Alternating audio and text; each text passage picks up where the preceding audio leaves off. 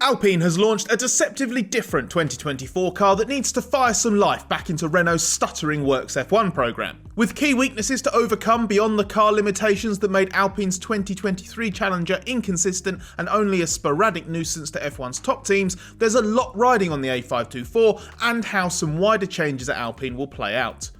Alpine's 2024 F1 car was launched alongside its Hypercar Challenger for the World Endurance Championship in a more understated affair than last year's extravagant reveal, which we hope will be a sign of Renault letting this team prioritise substance over style. We'll get to the historically dysfunctional Renault approach to its Works F1 entry later in this video though. We've seen the car in render form and up close at the launch itself, which was a pleasant surprise and a rare treat as F1's launch seasons become increasingly digital and secretive.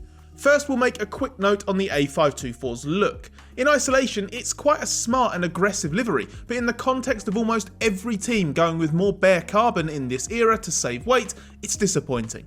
Alpine Blue and even BWT Pink give this car so much potential, so seeing yet another dark one is a bit underwhelming. But about that car in more detail. The A524 will run on track for the first time in a shakedown in Bahrain the day before pre-season testing, and it will be interesting to see if it's evolved beyond this version by then.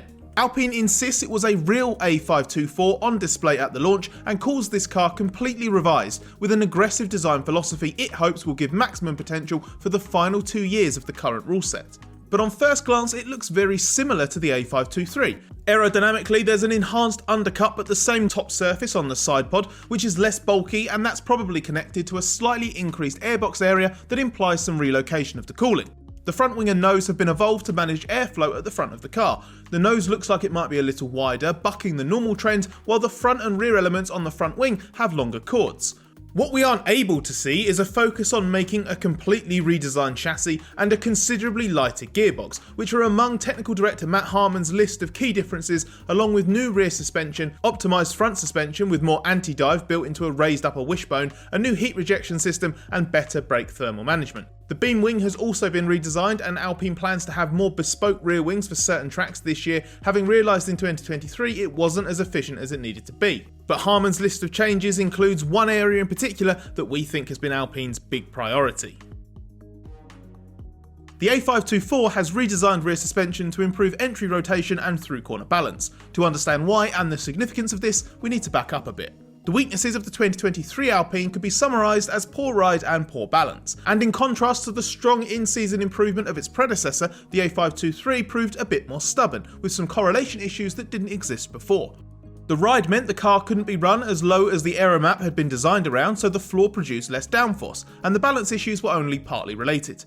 Some progress was made with low-speed traction and stability on corner exit, but it was clear that bigger changes were required to make the A524 more suited to what this generation of F1 car needs, with Harman teasing the rear suspension as the main area of focus.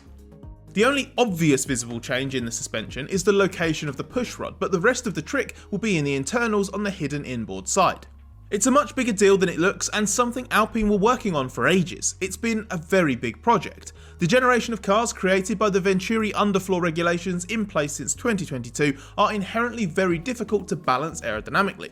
The ground effect increases dramatically with speed as the car is forced closer to the ground, but there's a greater increase on the rear axle than the front, and the reverse of this happens under braking, which means a shift in aero balance towards the front.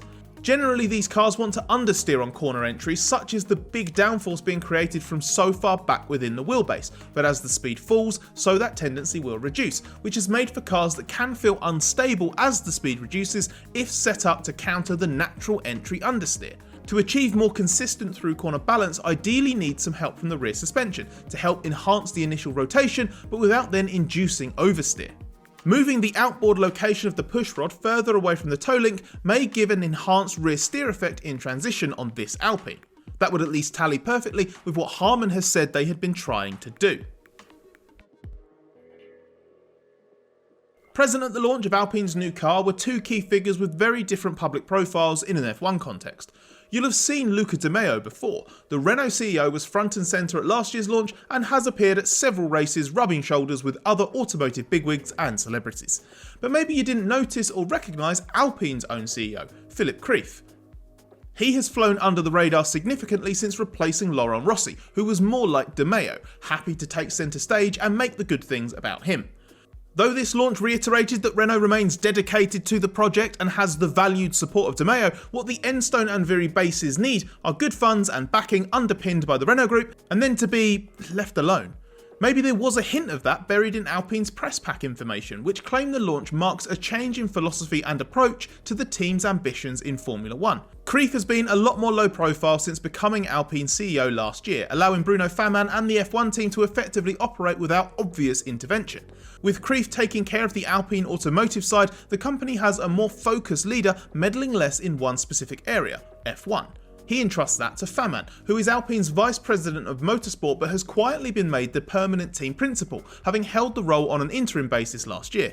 This structure puts a couple of layers between Renault and the teams in Enstone and Viry. Theoretically, Famin can set those organisations up knowing he is totally in charge of the F1 project, not reporting to somebody else like former team boss Otmar Szafnauer was to him. There's more clarity now, and the key people are all in place again after a turbulent 2023. Julian Rouse is the permanent new sporting director, for example, while Viry has a new technical director in Eric Menyon, who joined from Ferrari in October. Famin also wants to hire 2 new chief operating officers, one for Enstone and one for Viry, to focus on day-to-day business matters at those companies so that he can better prioritise his F1 and VP of Motorsport roles. As Famin has that overarching motorsport boss role too, he can be the barrier to the corporate part of Renault that allows the car and engine teams to focus on their tasks without interference. Obviously, it's in Alpine's interest to present a united front given how tumultuous 2023 became with the in-season exits of Rossi, Szafnauer and long-serving sporting director Alain Permain. And this still needs the likes of Kreef and ultimately De Maio to actually be patient and let things improve in a realistic timeframe.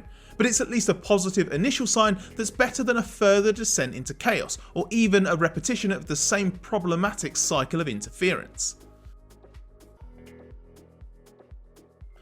Of the many brutal assessments of Alpine last year, one of the most cutting came from its ex-chief technical officer Pat Fry, who said he left for Williams because he didn't feel the enthusiasm or drive was there at Renault the company to move the team beyond 4th place.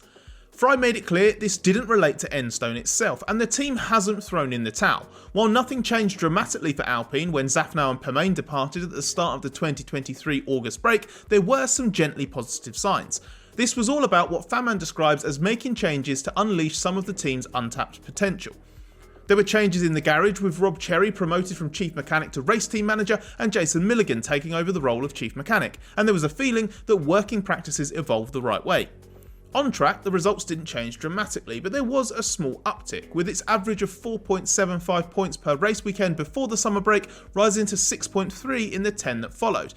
That's an increase of 32.6%, but it still only produced poor numbers for a works team. There wasn't a revolution in the way the team went about its business, but there were signs of the approach to setup work improving, greater cooperation between the team trackside and those working at the factory, and plenty of setup experiments later in the year that influenced 2024 development plans. There was also a change to a more aggressive approach. Famin offered the example of the Las Vegas Grand Prix weekend and the turnaround since Alpine's dire performance on the last low downforce long straights track at Monza. Famin said that the team would previously have accepted it would be poor at Las Vegas and was impressed with what he called a positive reaction, as the team just about produced a modified low downforce package in time. That Vegas package also taught Alpine enough to incorporate elements into its new 2024 rear wing specification. Some small wins perhaps, but Alpine has had plenty of those over the past 5 years, and it's the failure to string those together consistently that's been at the heart of its sustained midfield mediocrity. If there's one number to take away from Alpine's 2023 disappointment, it wasn't the 6th place in the Constructors' Championship, it was the average 0.9 seconds or so it was off the qualifying pace of Red Bull that made it a perpetual Q2, Q3 cut-off sort of car. There's never one single source of such a deficit, but a big chunk of it did come from one weakness, the engine. Alpine actually asked the FIA for permission to break from the power unit freeze in 2023, believing it was around 15 brake horsepower down to the best. But it wasn't allowed to address that, and Famin reckoned the deficit accounted for around half a second of lap time. Subtract that from Alpine's seasonal qualifying average and it would have been vying with Mercedes as the 3rd fastest. That might sound convenient. Eliminate this one problem that other nasty people won't let us fix and we'd be exactly where we should be. But to be fair, that was never quite the Alpine argument. Harman was always careful to emphasise how it's all one connected problem, and for example there are things on the chassis side which take power away for reasons of aero efficiency. Some car and engine compromises can be tweaked slightly, not to parity but to a level Alpine believes is manageable. For example, the energy recovery system has been moved rearwards to help with weight distribution. We can also see the exhaust outlet has been integrated into the suspension to minimise power loss, and that's a good illustration of how Alpine spent some weight saved elsewhere, as it will have needed to beef up the suspension component to retain adequate structural strength. But nobody's expecting a dramatic change in engine performance, and Alpine begrudgingly accepts that.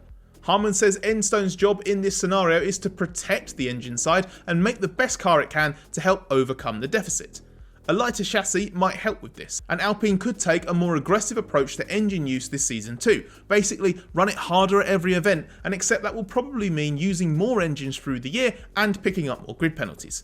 But it still means that Alpine must contend with at least one built-in performance deficit, and that just cranks up the pressure for this A524 to be a big step from its predecessor.